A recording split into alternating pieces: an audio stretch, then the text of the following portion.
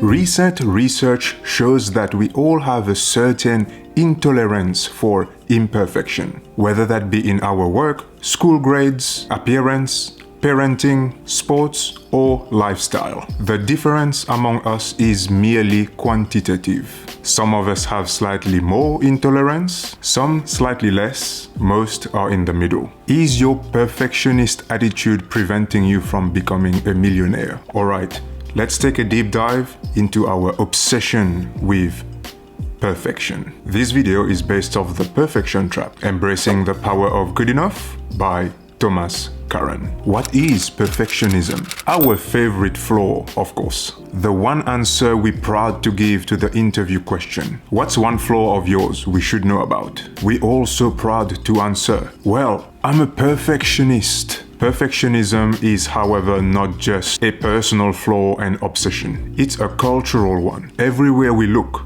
we're bombarded with aspirational taglines and the picture-perfect imagery about how to live the perfect life. From houses we should buy, holidays we should take, cars we should drive, fitness regimes we should try, the body shape we should have, the beauty products we should use, the diets we should follow, the spouse we should have, parenting tips we should apply to raise the perfect kids, life coaches we should hire to live the perfect lifestyle, productivity hacks we should apply to spend our time perfectly. We're living in a hologram of unattainable perfection, with the imperative to constantly update our lives and lifestyle, in search of a flawless nirvana that simply does not exist. The definition of a perfectionist we're most used to is a person who wants everything to be perfect and demands the highest standard possible. However, you will be surprised.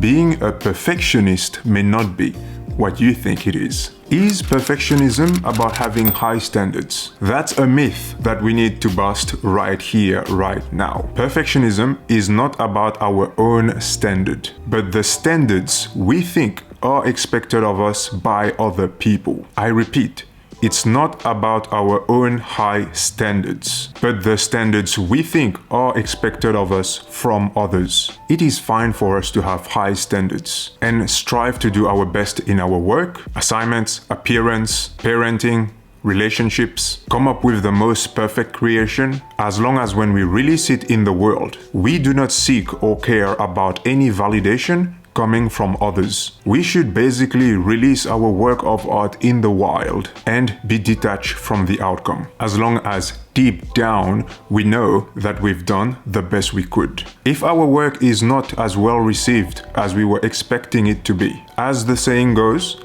shit happens. So long as we've tried our best, there is no need to make amends or ask for approval. We just need to take pride in our craft alone and let small mistakes wash through us. An absence of the burning need for approval is a sign that we are no longer a perfectionist. High standards don't have to come with insecurity. Only perfectionism comes with both together. If you notice a mistake here and there, it's okay. We are all fallible. What does perfectionism do to our health?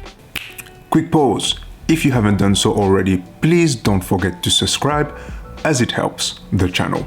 For a perfectionist, getting things exactly right relieves shame-based fear of not being good enough to matter or to be loved by other people. Perfectionism can make us feel depressed, hopeless, frustrated, anxious, angry, give us body image worries, and make us anorexic. Mental disorders that are best for us to avoid so we can perform at our peak. We've taken for granted that perfectionism hurts because we think that hurt is not being destructive and is instead the secret to a life well lived. But that's not true. That hurt is holding us back. Perfectionism is hurting us mentally and is holding us back. We need to accept that much of what occurs in this world is far beyond our control. We'd be much healthier if we could view the trajectory of our lives in calm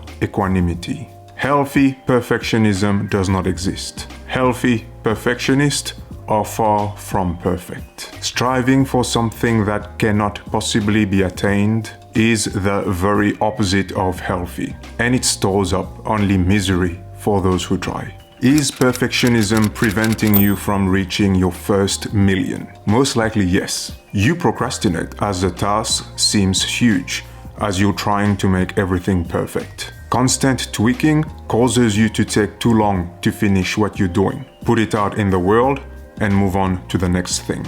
In trying to be perfect, your skill development suffers without mistakes to learn from. Perfectionism is the voice of the oppressor, the enemy of the people. It will keep you cramped and insane your whole life. And it is the main obstacle between you and a shitty first draft. Anne Lamott, Bird by Bird.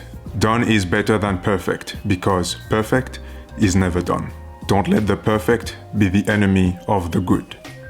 Voltaire. How to reach the first million? First off, there are 3 ways to achieve that first million. The fast way, the average way, and the slow way. The fast way.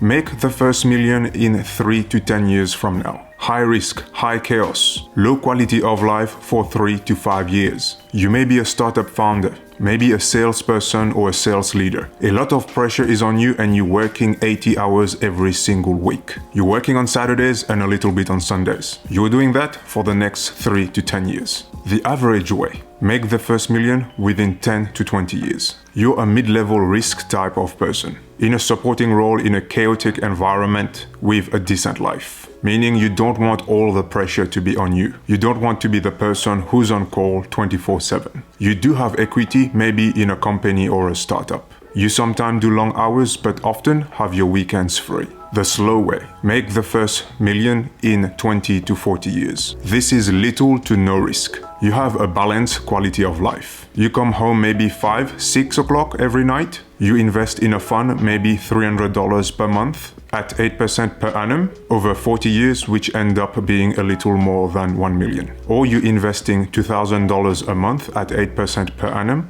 over 20 years. Here are the rules I'm following to make my first million. At the beginning, I say yes to everything because later on, I will have to say no to most things. I might be 1 client away, 1 contact away from my first million. I say yes to all the networking events, all the dinners, all the leads I think might be beneficial. Later on, when I've made several millions, I'm gonna have to say no to most things because then I will be cash rich but time poor. I pick one philosophy and stick to it until I build momentum. If I think I'm going to give a side hustle a try, let's say YouTube, and think it will give me some sort of income, let's say $1,000 per month, I try my best to stick to it and get there, and don't constantly jump around as soon as I hear new ideas. Oh, John started e-commerce and started to make some cash. Oh, I think I'm gonna try that. Jack started dropshipping and started to make some cash. Oh, I think I'm gonna try that. No,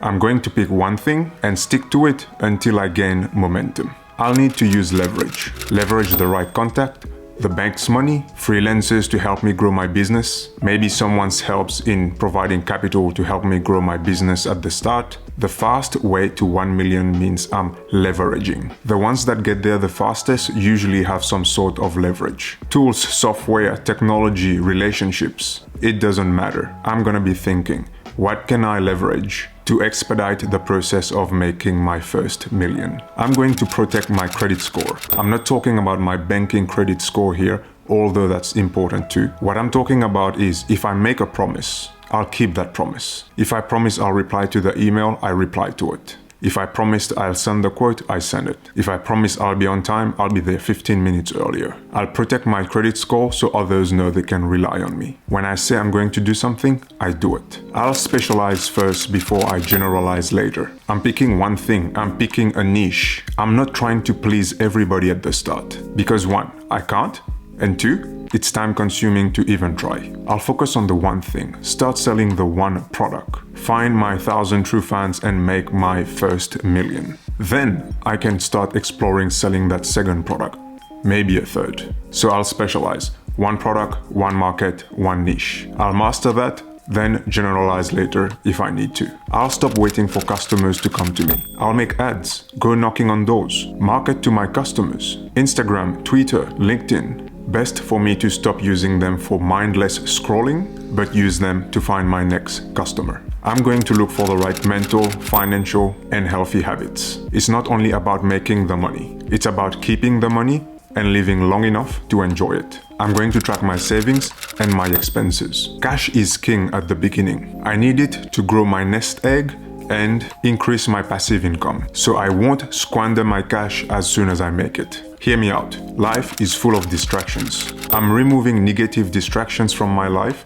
and replacing them with positive distractions. Being married is a form of distraction, but hopefully a positive one. Having kids is a form of distractions, but a positive one, if done right. Exercising is a form of distraction because it takes a couple of hours to take care of my health, but it's a positive distraction. You get the idea. The more positive distractions I have, the more it helps me eliminate negative distractions. Negative distractions set me back. Positive distractions help me go to the next level. So I need to convert my negative distractions to positive distractions. Are you a perfectionist? Are you scared of judgment if you put your best work out there in the world? To apply all the rules we just went through, and in time, make your first million. You cannot be a perfectionist. It is time to set yourself free. Release yourself of that unhealthy trait, and be content with putting your best effort in your work and releasing it out there in the world as fast as possible. Other people's judgment is irrelevant when you know you've done your best. If you haven't already, please don't forget to subscribe as it helps the channel. And until next time, my friend, take care.